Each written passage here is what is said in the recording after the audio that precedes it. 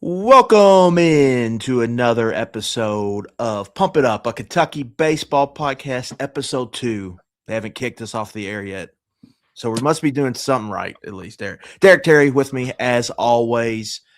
And today, or tonight, I should say, is going to be our season kind of preview predictions post. So we're going to go on record and kind of lay it all out and what we think is going to happen on the diamond this year for the Batcats, and then get into maybe what we'll see or what we should expect to see this weekend down in Greensboro as they take on the Spartans. They're in a little SEC SoCon battle to kick off the baseball season. But as we always got to do, got to shout out to our sponsor. This Pump It Up is presented by Friends of Coal. Friends of Coal is dedicated to informing and educating Kentucky citizens about the coal industry and its vital role in the state's future. We provide a united voice for an industry that has been and remains a critical economic contributor to Kentucky. By working together, we can provide good jobs and benefits for future generations. Coal is resilient, reliable, and affordable. Friends of Coal is a volunteer organization. All are invited to be part of our organization, which consists of proud Kentuckians as well as residents from beyond our borders. Head to friendsofcoalkentucky.org to learn more. Derek, happy baseball season, man. How's it feel? Feels good. It's here. I mean, those first videos from spring training too are starting to roll in, and Right. Super Bowl's over, so like it's time. It's here. Yeah, it really kind of hits you, I think, really when that Super Bowl ends. It's like, like baseball is, they're down and they're over there. They're in Goodyear in Arizona. They're wherever they're at in Florida now. I think Tampa area. But yeah, it's here. And for college, they've already been full force into this. And now, this week, they're going to play some baseball in the sprint. The sprint to Memorial Day weekend, starts now. And so we'll see what kind of plays out. And Kentucky entering a year, as we talked about, have expectations. They've got some national recognition. I saw Teddy Cahill in The Athletic put them in another top 25, I believe, after we recorded last week. All-American teams are rolling in. I see Scott Campbell appears on like a fourth team somewhere. Kentucky tweeted out. I'm like, what? Hey, what is this? What is going on right now? But this is where we are. We got to talk to the team last week, and we kind of just wanted to set the stage for the season, what you're going to expect from us. But this week we want to get into more of the season and kind of preview the season, since this will be really our last episode where we don't have really games to talk about until the season ends, whenever it comes to conclusion. So what we want to do is just kind of give a season preview, make some predictions here, and we're just going to kind of go through it. And so, Derek, we're about to have the opening day series. What is your kind of just general big picture expectation, what we're going to see from this ball club this year? I think they're going to be good. I mean, I don't think that's stepping out on a limb at all to say, with the combination of returning players, a good transfer class coming in, I think a few impactful freshmen. There's a good talent level and there's a good experience level. The guys on the mound, you could have your best rotation this decade, since the 2020s began. It should be a bullpen that has a pretty good combination of long relievers to middle relievers, and then I think a few back end pitchers as well who could step up. So I think all the pieces are here to have a team that certainly is justified in the top 25. You mentioned the athletic one. Turns out the highest they ended up was D1 baseball, and I think they were the first one to release their poll, at least from what I saw. So I don't guess they were necessarily out on a limb too far, considering, if you're like anywhere in that 18 to like 25 range, I mean, you can kind of nitpick all those teams if you want to. So right.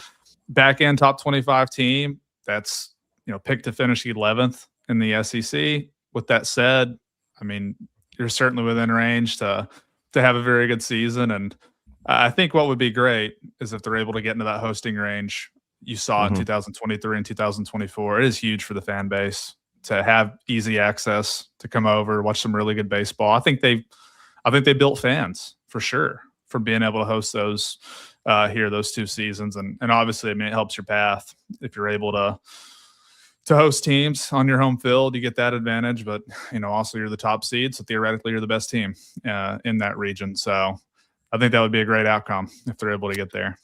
Yeah, it just helps your brand. Like, those are the pictures you hang in the facility, right? Oh, yeah. Like you're not hanging the Tuesday night against Moorhead State crowd in the facility or in the dugout. You're hanging the picture of the dog pile, right? Or just a full house for a Saturday afternoon kind of 1-0 versus 1-0 game, like regional. That regional kind of weekend. You mentioned kind of the bullpen. I think we kind of know what the starter is going to kind of look like. We've talked about that with Ben Cleaver, Nate Harris, Leighton Harris, Jackson Jelkin. But for me, the hardest part I think to figure out about this team is like, what is going to happen in the bullpen? Like, what is the back end? Like Derek Terry putting your, strategist hat on. What do you think the back of the bullpen is going to look like? And how long do you think that's going to take them to kind of figure out what they want, what pieces they want to put where? Do you think it's a work in progress? Do you think they have an idea? Where do you think they are there? I think they have a good idea. It's just, how will that kind of come to fruition? I think Ira Austin, the New Orleans transfer, is probably, if you had to like label a closer, it would be him. Ryan Mullen, I mispronounced his name last week. Been working on it all week since. It's kind of like Dan Mullen, our old football coach over. It'll be easy to remember. Old ball coach over there. So he's another one. He's a loyal Marymount transfer. Big thing for him is he's coming off Tommy John. He didn't throw it all last year, but was pretty good in 24 out in the West Coast Conference.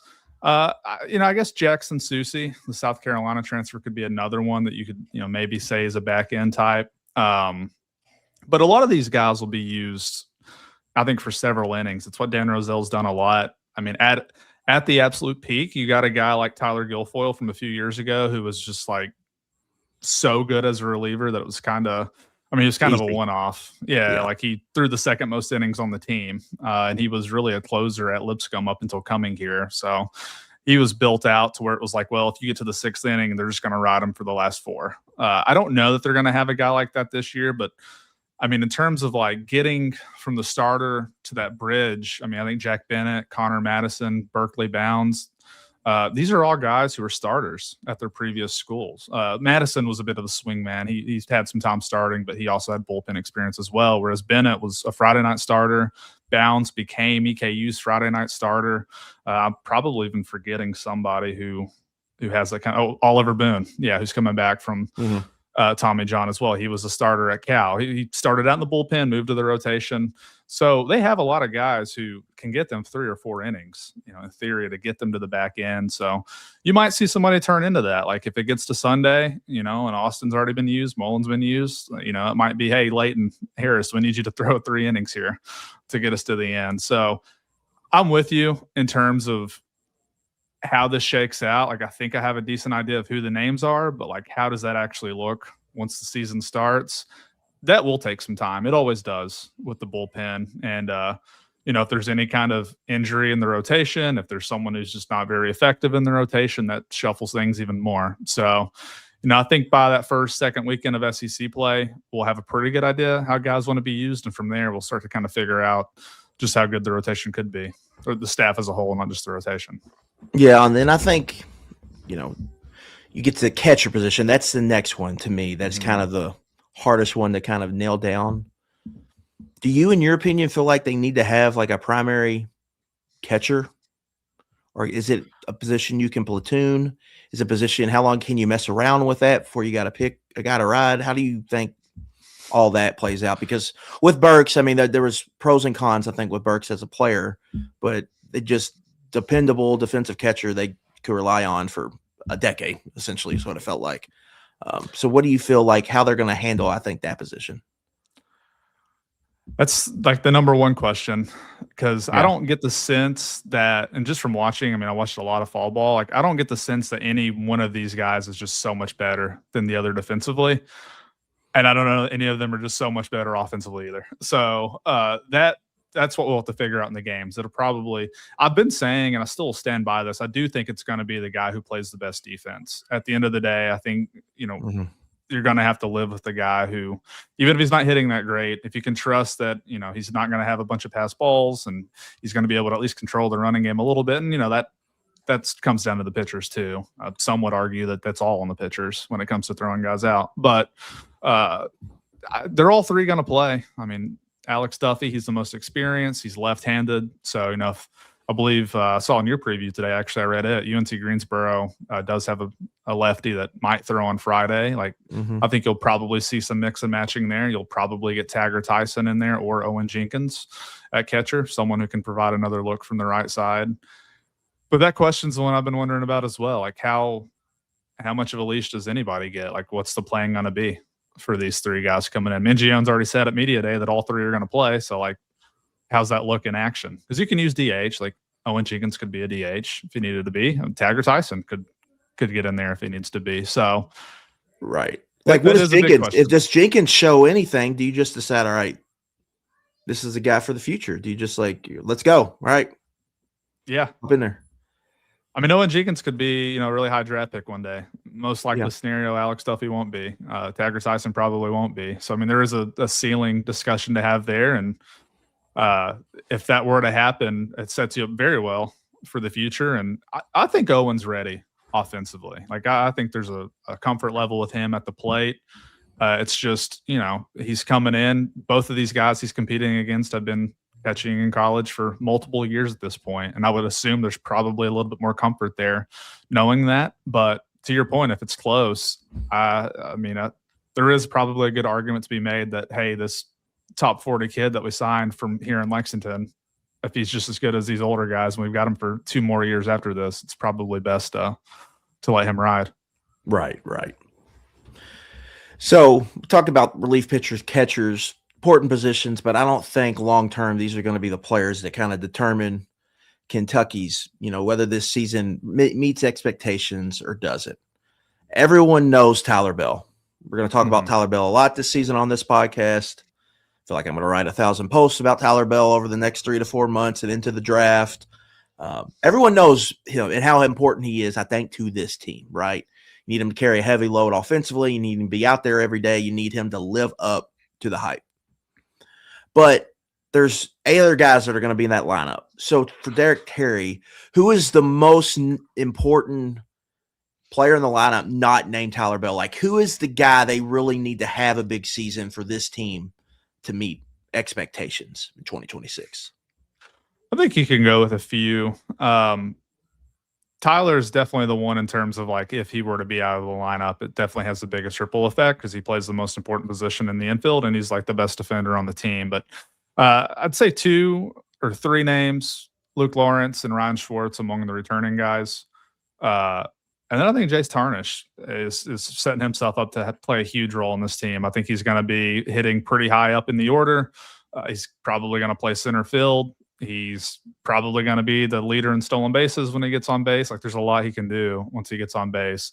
Lawrence, huge end of last season. Like, was this a sign of things to come? Is he going to be a guy that he got, quite a few at-bats under his belt and he was starting to figure it out, and this is what he's going to be, this season? If he's what he was at the end of last year, then, you're talking about, one of the most important guys in the whole lineup. And then Schwartz, there's a versatility there, and I think also an upside in the talent that, he could be the best hitter in the lineup. I mean, he was very good in a smaller sample last year. We talked about it last week, I believe. I've done quite a few shows at this point, radio too. I forget what I say on all of them. But, he was small sample size, played really good teams, held up very well. And he can play right field. He can play first base. Mingione said he's probably going to pitch some. So, like, there's some versatility there. So those were the 3 that I kind of thought about when we were talking about this, is like, who do they really need to kind of step up? And I felt like those 3 were the ones that came to mind the most. And for all of them, if they weren't in there, I do think there would be a bit of a ripple, like, not to the point that UK couldn't replace them necessarily. Like, there's a good depth on this team, which is something they've not had, I think, every year. Like, I don't think they've always had really quality depth the way that they have a chance to this season. So Lawrence, Schwartz, and Tarnish are the 3 that I'm kind of looking at if you can't pick Tyler Bell. Yeah, I think Tarnish obviously jumps off the page when you kind of start digging into this roster. He felt like one of the bigger splash transfer acquisitions of the offseason.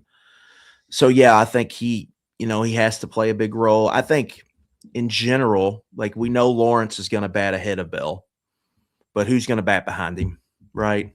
Like, if Bell is having this hot season, teams are pitching around him, who's batting behind him and what are they doing? I think that's that may be, my answer to that. It's maybe not an individual person. Yeah. It's just who is there and what are they giving you if teams are, saying, here you go, Tyler, get on base. I'd rather face this guy. And so I think that might be offensively. I think that's kind of the story of this team is like, what do you do there? If, just say Bell is similar to last year, has a really good year, is getting on, hitting 300 in SEC play, and you've got to pitch this guy behind him. What does that kind of guy give you? And then how long does it take them to maybe settle on that, who that's going to be for the season? I think it's going to be Schwartz. That would be my guess. So it was Hudson Brown, I think, in the fall. They hit him clean up at Prasco. I think Schwartz hit 2 back then. Tarnish, I think, was hitting leadoff. I don't have my story pulled up, but I feel like some combination here early of the top 4, and this could be dependent on, I guess, if a lefty or righty is on the mound, or they might just feel good about it regardless. But I think Lawrence and Tarnish and Bell and Schwartz would probably be my guess for top 4 to begin the season. Yeah, I mean that makes sense. Right? Lawrence is Mr. Reliable. You got Tarnish for a reason. Bell, obviously, and then, I mean, I think. Just for me, kind of getting into the baseball preseason groove, it just seems like anytime Schwartz is brought up, there's a lot of excitement. Well, the other thing too about those top 3 is they can all run. Like all 3 of those guys, if they get on base, can still, and that's huge. They can all bunt. I mean, they can all, I don't know how much you're going to ask Tyler Bell to bunt, but I mean, I wouldn't put it past them if it's a critical point in a game. I mean, they've certainly been willing to do things like that in the past to get runs across. If I know one thing about Kentucky baseball under Nick Mingione, that they're going to see some bunts from Tyler Bell this year. Yeah, looking at stolen bases last year, Lawrence had 12. Tarnish had a bunch. I think he only got thrown out once at his previous school. And then Bell had 11. He was 11 for 16. Lawrence was 12 for 17. So not a crazy number, actually, now looking at it, but still double digits, and that could easily be repeated this year, if not better. So you got Campbell too. Campbell, yeah. Campbell's another one. They recruited to a profile this year, right?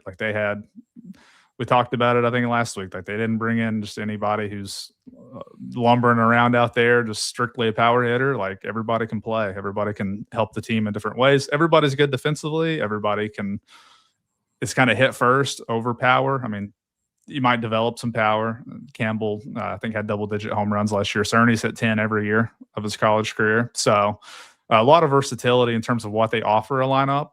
And I feel good about the top 4. I'll be curious to see how the 5 through 9 shakes out, especially with some of the mixing and matching probably it's going to go on at DH and who's catching a certain day and someone else if they're playing first perhaps. That's the first few weeks of the season. The wins and losses are going to matter. I mean, you keep score for a reason, but kind of figuring out who this team is and what they might look like in 2 months is really, to me, the early part of the season, what's really fascinating as well. Yeah, that kind of gets me into my next point.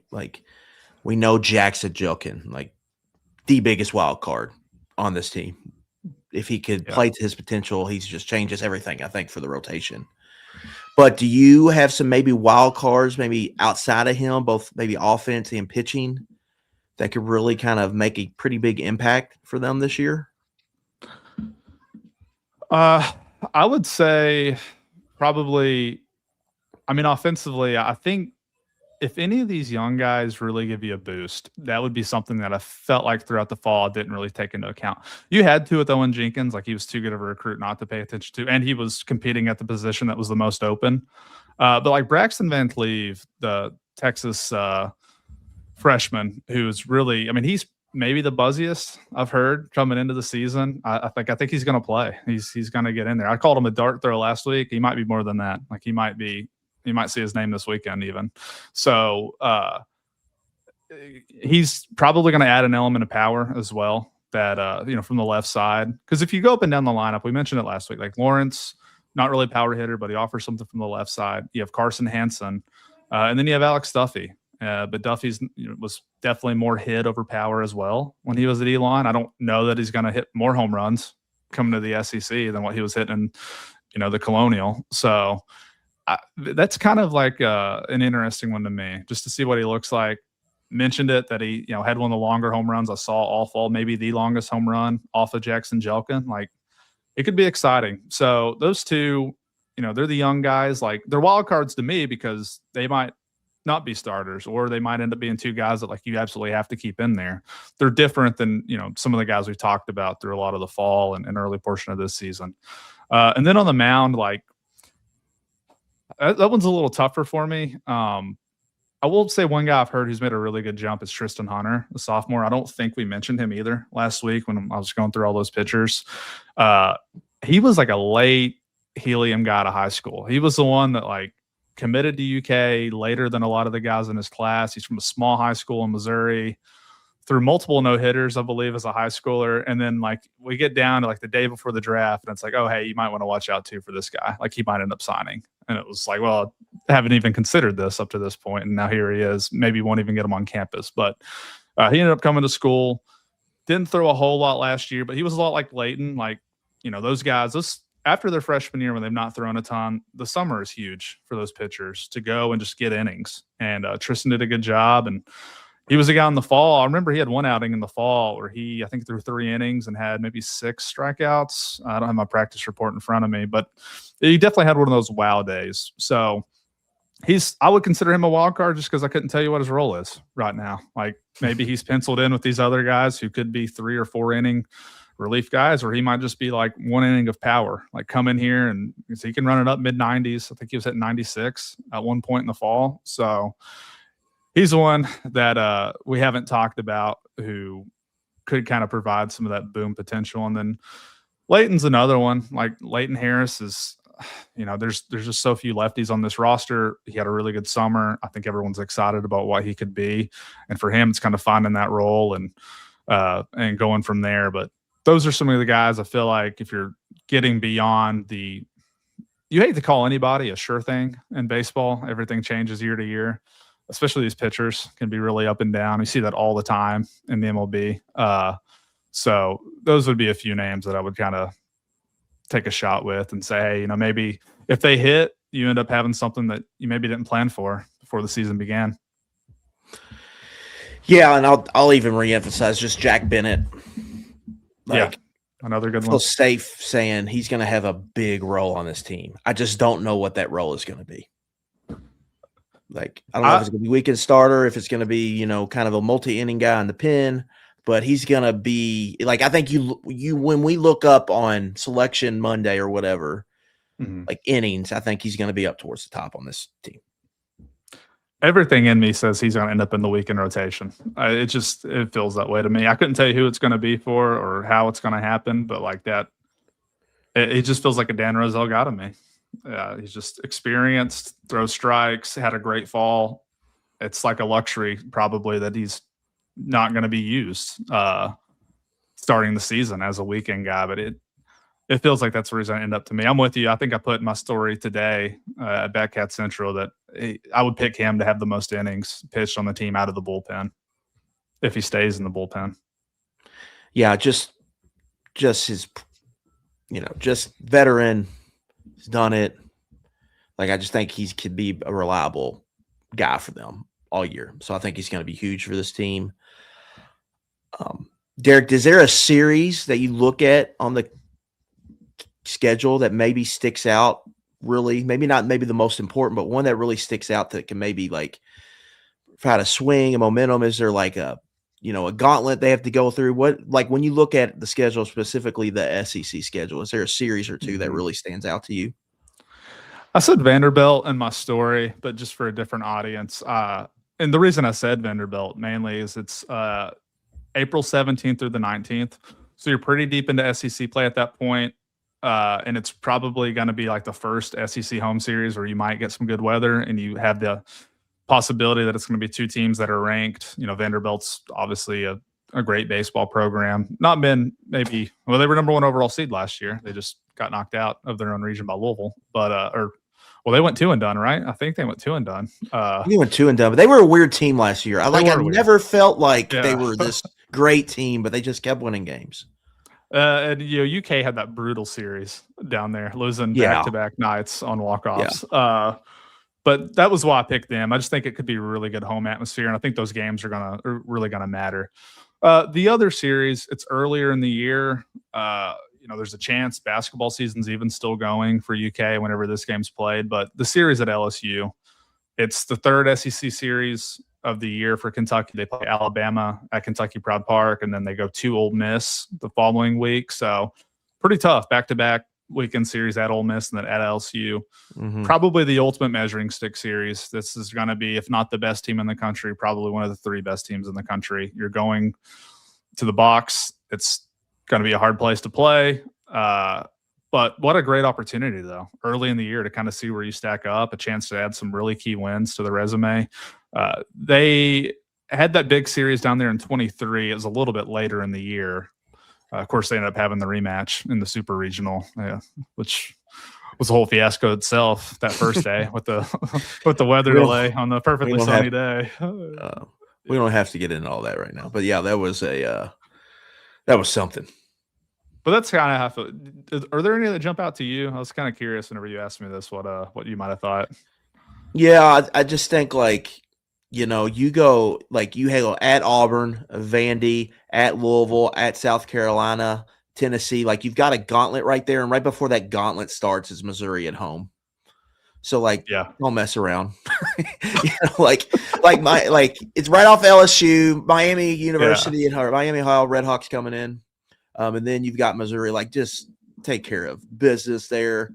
That's, I believe, Final Four weekend. So even if, Kentucky's not playing, I'm not sure, they'll get a great crowd that weekend. Yeah. Maybe they will decent, but you don't, Missouri's feels like they're bottom of the league every year. Just don't. You got Louisville at home on Tuesday following that weekend series. To me, that's, that's kind of the one. For you, if you're going to talk to the fans, is there what's the biggest non-conference series before the SEC play starts? What's the one that's going to do the help Kentucky's resume the most, you feel like?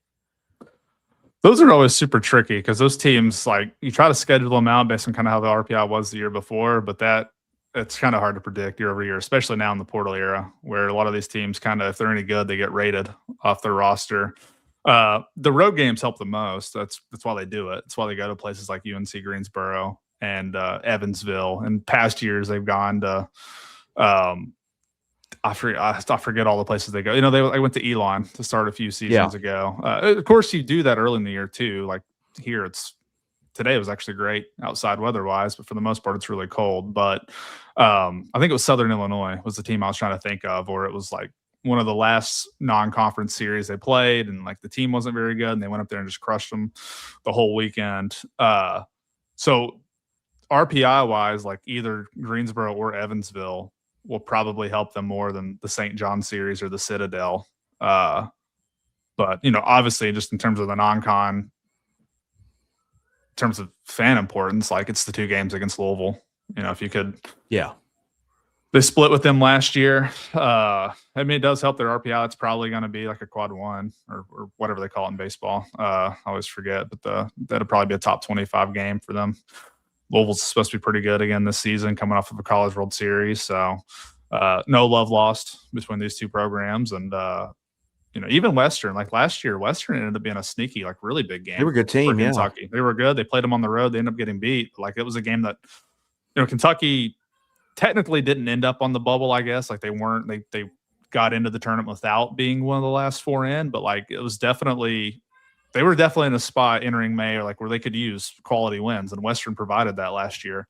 We'll see if that's the case this season. Plus, it's here in Lexington. I don't think they played them twice. Yeah, they just played them once, and it's at home, so probably won't count as strongly as it would have if it was on the road again. Then, of course, you got the Omaha Darlings, Murray State, coming to KPP March 24th. They have them this year? March 24th. That's March between 24th. The Ole Miss and LSU. Sandwich. It's the midweek game right there in March. So, the midweeks, I think we'll talk about this as the season goes. Those, in all of college athletics, those have got to be the funkiest games. You will see. It is just a madhouse. Baseball madhouse is what I call it. Just, it's going to the 8th. We'll ride the lightning and see what happens. Man, I've covered my fair share of midweek games that went about 4 hours. Yeah. That didn't need to go that long. So you're right, though. I mean, and when Kentucky had been very good up until last season at winning those, like they were nails in 2023 and 2024, and then but those two teams were probably better than last year's team, and turned out Western ended up being really good. We just said Murray State ended up being awesome. I know they lost to them at home as well in a really close game. So that'll be something that, you can afford to drop a couple. Everyone will lose their mind when you do. But, like, as long as you don't lose 4 or 5 of them, it typically doesn't hurt you with how strong your SEC slate is that, you kind of get a chance to make it back up. Okay, Derek. Now it's time to shift into prediction mode. So what do you think? SEC wins, where are they at ballpark total wins? And then when we have our episode on selection Monday, where do you think they're headed? Well, I don't want it to be a cop-out. I typically do a range, though. I try to think of series when it comes to how many they win. Like, I think anywhere 15 to 17 would be really good. I mean, you're in hosting range if you can get to 17 and you're shoe-in to make the tournament at 15. Anything more than that, and like you're talking about a really strong season, and you'd feel really good probably about your seed and where you're going to be. So I think anywhere in there. The series, like I think I like them to beat Alabama at least 2 out of that's just winning 2 out of 3, just winning the series. I think Alabama, Missouri, like you need a sweep there probably, unless Missouri turns out to be way better than we all think. Like that's when you need to take care of business at home. Vanderbilt, like I think all the home series, honestly, like Arkansas, I mean, it gets tough. Like if Tennessee hits, they're just a question mark. Like I know the talent's good, but Texas A&M last season is enough to give me some pause when just wanting to pretend that like, hey, losing a great coach doesn't matter. Right. Like I want to see it with Tennessee. Talent-wise, they'll be probably as good as anybody in the league. They'll have a lot of guys who get drafted, but let's see how Elander does as a head coach. So at Florida's a tough one, but at Arkansas, Arkansas comes here, another good one. So like win 2 out of 3 in a lot of those, and you can win 1 or 2 SEC series on the road. Avoid sweeps. That's the huge thing. And if you can find a sweep somewhere even outside of Missouri, like, you want to sweep them, but if you can find another one somewhere else, and you're on your way to having a really good season. So best pitcher, I'll probably still just go with a repeat of Ben Cleaver. I mean, I think he deserves that. He had the best season last year. He was the second team All SEC guy coming in. He'll have to show that he can do it again, but coming into the year, I'm willing to give him the benefit of the doubt and say that he's good enough and capable enough to make another leap and be one of the best pitchers on this team, but also, in the SEC. That's what he was last year, and I think he can do the same this year. And then postseason end, I think this team gets to a super. That's how I felt. Put yourself in a spot to get to 2 out of 2 wins from Omaha. Higher the CDR, the better. Like you'd love to avoid having to go back to LSU or someone like that, one of these SEC powers, having to go on the road and play there. I mean, you saw how huge it was in 24.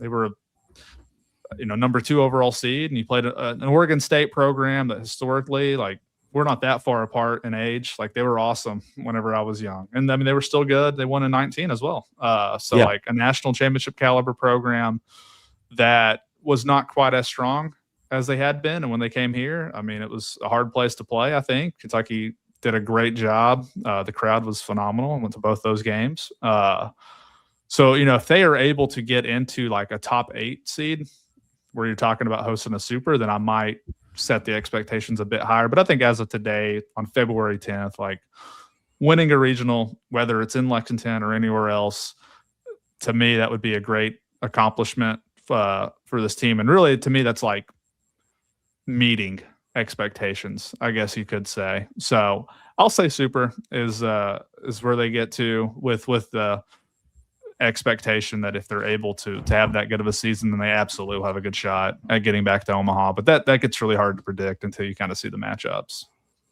Yeah, I'm pretty close to the same. I think 40-plus wins, 16 and 14 was kind of mine. To me, I think it plays out very similar to the 24 season. Like, now that team overachieved and, loaded up. And I was going to tell you, up those win totals a little bit then. I think they won 22. In the SEC. Not 24, 23. The year before they went to the World Series. The year before I got to get in the year. That's a good comp. Yeah, the 23 team. I just feel like now that team, I think you felt like they really overachieved by the time you got there. I don't know if we'll feel that about this team because of what the expectations were, but that's kind of how I feel. You win, you're kind of hovering around 500 most of SEC play.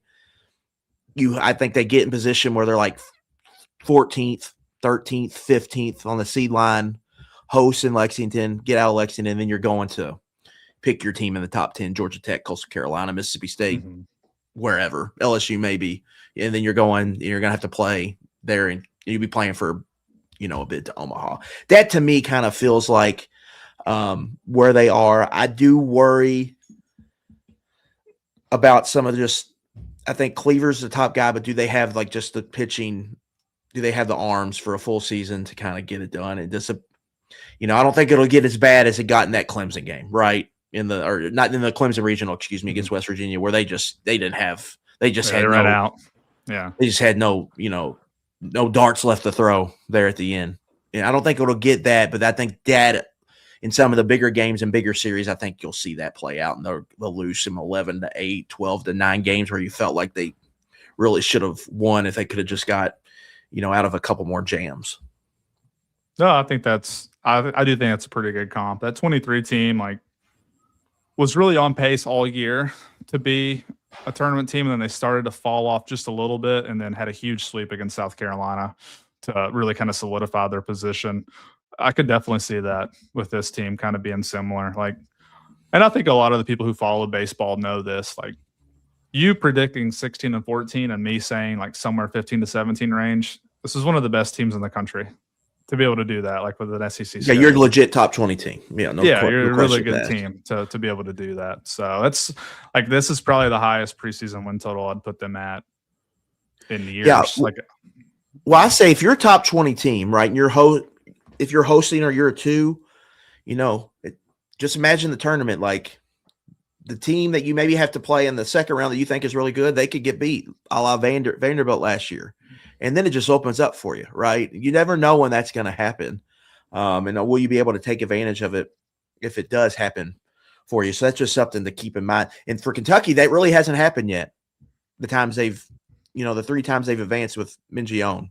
The top seed is always kind of, won. And so if they get out, maybe this will be the year they get to supers, and the other, they unexpectedly maybe host when you weren't really thinking that could happen. So I think that's something you just got to watch out for. You never know when it's going to open for you. And if you get in the dance enough, eventually it will open for you. Yeah, and it wouldn't have happened for them last year either had they got out of that Clemson regional, because LSU was waiting for them again. So down in Baton Rouge. Yeah, so we're getting into the season, and we'll recap. We're going to when we move forward, we're going to recap the games and get into what's coming up next week and talk about some of the other stuff going on with the team. But for you, Derek, what is just kind of the baseline expectations this week, and what do you want to see from Kentucky, and what do you think the goal is for this? Obviously, the goal is to get out of here 3-0 and start building the resume. But what do you want to see from the team, and what are you maybe looking for from some of the strategy decisions, which how they handle the staff, how they're running out the lineups, all of that kind of stuff. Yeah, I mean, you said it. Always super interested this first Friday, seeing who's slotted where. And then, of course, once you get into Saturday and Sunday, because it tells you about kind of how they view everybody to begin the season, who's getting starts in games 2 and 3, who didn't get starts in game 1, who's going to follow Jackson Jelkin out of the bullpen. I'm assuming Jelkin starts Friday. So, how do they use guys after that? And will the score matter when it comes to that? Or are they just going to stick to, a plan? If it's 10-0 or whatever, will they still kind of throw their tier 1 guys, or will they maybe go off of that? That's something that's going to take a little bit longer probably to know throughout this season. But yeah, I mean, those are just the lineup. I want to see who slots where. Disappointed that it sounds like it's not going to be streamed. I can't be too disappointed, because it is really, college baseball has come so far that you can watch almost all of these games. It's a bummer that we can't get a Flow Sports the way it was. Especially the first one. Yeah. The first one. Yeah. You have a highly anticipated season, and it's well, you can listen to the radio and that's still great, but it's just not the same as watching it. So that's going to make it harder, I think, for us next week. I always hated kind of just riding off of a box score and talking about it, because, a hit in the box score could have been bloop into center or whatever. And some of these I don't guys even know if we're going to get Twitter highlights, right? Like typically that's a great question. I don't know. They rip it off the broadcast, the stream or whatever, and there's no stream. So we're going to have to, I don't know if we're going to have to get a parent out there, just, go live on Facebook or something on their phone. I don't know what we're going to do. Yeah. It'll be a little tougher for us next week, but the good news is after that, I think just about every series, maybe I think Evansville will be. I'm pretty sure the Missouri Valley typically has those games broadcasted, so we'll make do this weekend. But it's really going to be for me strategy. I just want to see how they line people up, how they use them, and it sounds to me like for the most part they've avoided any preseason injuries. This ramp up period is always really tricky for teams. I mean, if you follow like Kendall Rogers or Jacob Rudden or any of these college baseball writers who cover the game at a national level, it feels like every other day they're coming out with, bad news for a pitcher who's hurt. So to date, I think Kentucky's in pretty good shape when it comes to lengthy injuries that could really affect the season. They're coming into the year pretty good. So, I guess you got to cross your fingers that it stays that way. Yeah. The buzz is good. We'll see how long they can keep the buzz good as these games begin. And we'll be back next week to just kind of recap what happens in Greensboro and then kind of look ahead to the week. Kentucky, Moorhead on Tuesday, and then 3-game set with Evansville on the weekend. And it's really like that the next 2 weeks. You've got 4, I believe, as I look at my calendar, non-conference weekends, and then you get into SEC play with Alabama coming to KPP.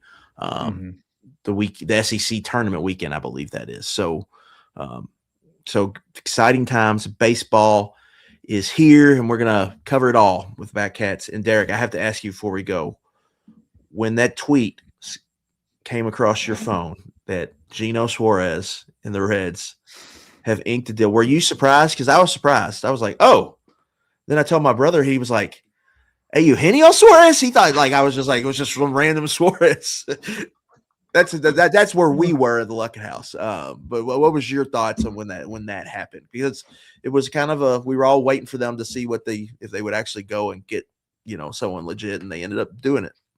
I was surprised that they did it without having to offload another contract. Like I was surprised that Big Bob signed off on that. Big Bob and Silver Spoon allowed it to happen. Phil, he let them added to the payroll. I was super excited. In my adult life following the Reds, whenever you you have favorite players, but it's not the same as when you're a kid. Like when I was a kid, it was King Griffey Jr. was, my hero. But as an adult, it's Joey Votto and Eugenio Suarez were my 2 favorite Reds to follow. And for Gino to come back, and I mean, he plays a huge role in this team. They really needed that. They needed somebody who had some thump in the middle. Hopefully Valleca and Tito don't diminish that too much, and they're able to kind of keep. Just tell you only speak Spanish. Yeah, so I mean, for him, this will be. I will be so. I mean, opening day is always a little bit emotional anyway. Just I love a baseball season. I know. Yeah, it's just my wife crazy because she's had to. It's a grind. I mean, it's 162. I would guess in a season. Yeah, I would guess in a season, I probably watch at least most games. I'll watch all of them, start to finish. But some are during the day, there's work going on. Sometimes you just have other stuff going on the weekends or whatever. But we're logging a lot of innings here at this household, and appreciate her sticking with me through that. But she's a Eugenio Suarez fan as well. Everybody likes Gino. Everybody likes his vibe, and so I was very surprised that, again, not necessarily that they signed him, but that they were able to do it without having to trade Brady Singer or Tyler Stevenson, someone who was, I wouldn't even say expensive, but, for the Reds, a considerable amount spent on them. So it really has kind of increased my optimism because, I mean, it's a big upgrade going from Gavin Lux at DH to Eugenio Suarez, at least in terms of the power numbers. Yeah, for me, this past year was probably the most games I've watched since I was probably in college. Sitting down, it helped because they haven't been good since I was in college either. Right. So I wasn't quitting on them in June or July. And they were frustrating at times, but it is fun to ride the wave with them. And I get that, just we're getting to watch them every day and all that. And there was peaks and valleys last season. Some were more frustrating than the others, but the crash outs you can have during a baseball season are really kind of unlike any other sport. Because like if you get like when they go into a slump and it's like every day I'm just getting pounded over the head of something bad happening, like you can really get into it. So. I was telling Roush on 11 Personnel, like I went back through the game log on Wikipedia after the Geno signing just to kind of like jaunt my memory of kind of what happened. And I forgot like a week into the season, they lost like 1-0 games in a row. I'm like, that's like the worst thing could ever happen. Like if you're going to sit down and watch baseball, you at least want to see your team score some runs. It was miserable. It was a miserable existence there there were games and stretches like that all year. It felt like with that team. That's been such a problem for the scoring last year was a big deal, but like every season just getting into a hole in April, and that they in 23 they dug out of it. I mean, that was one of the more unexpected fun seasons. Like they didn't even make the playoffs, but it still like felt good. They had a lot of good young players, and it was just exciting. Whereas last year, that team last year would not have cracked like my top 3 like favorite Reds teams to watch, even though they ended up being one of the few that have made the playoffs. So I'm hoping for a little bit. Just style of play was frustrating. Yeah, some of the decision making was frustrating, and then like the whole whatever was going on with LA the last 2.5 months was just like, what are we even doing here? It was very, frustrating. But then again, they stayed in the fight, and Mets had an all-time collapse, and they got in the dance, which now it's built some, I think, momentum for them. And I think I don't know if they do the Suarez deal if they don't make the playoffs last year. Yeah, no, I mean, that's a good point. It would have probably been easier to not kind of go for it, but I mean, I know we'll have plenty of time to talk about the Reds this year. I got some opinions on it. I want it to play out a little bit more. No, I'm excited. I like what they did with the bullpen. I'm a little worried about Pagan in the back end, but overall, I like more of the bullpen depth. Suarez, I think, can really help, and then we'll see kind of this Steer experiment and one of my biggest concerns is just what they're going to do with Sal. Like, where are they going to play? If he's not good, Tito's going to make him earn it. Well, if he struggles on defense a little bit, how quick is the pull, right? So I don't know how they're going to handle that, and so we'll see. But I like the team more on paper than I like last year's team, and so if pitching can stay healthy and have a similar season, I think they're going to be in position to win. I'd push for 90 wins, in my opinion. I talked to my buddy Trey a lot about the Reds, and I told him one of my favorite moments of last season was Sal Stewart taking full blame for losing to the Dodgers, the world best team in baseball by far, most expensive roster, and he's like crying at his locker in the. Yeah, I think he's got a chance to be one of those fan favorites that you talk about. Yeah, I love Sal. I love what he showed last year, and I'm excited for it to be here. I mean, there are so many storylines with him too, and then living here, like where we do, I mean, you got all kinds of fan bases around here. You got Cubs fans, Cardinals fans. Disgusting if you are, but gross. Make me sick. I got one over my father-in-law's in the other room. He's one. Oh my goodness. Yeah, some of those Western Kentucky fans, and they're just good. They were good for a long time anyway. Best fans in baseball until they have one season where they go below 500 and then nobody shows up anymore. But I was reading what it is today. But anyway, that'll do it for us. Episode 2 is in the books. We'll be back next week. We'll be talking Reds, probably. That may become a staple here. We'll also be talking about Kentucky's first 3 games of the season, reacting to UNC-Greensboro, and then setting the stage for week 2 with Moorhead and Evansville on deck. This has been it for Derek Terry. Check him out back at Central. Check us out, KS Board. We'll have the game threads up this weekend, following along as we all follow Gamecast. That'll do it for Pump It Up. We'll see y'all later.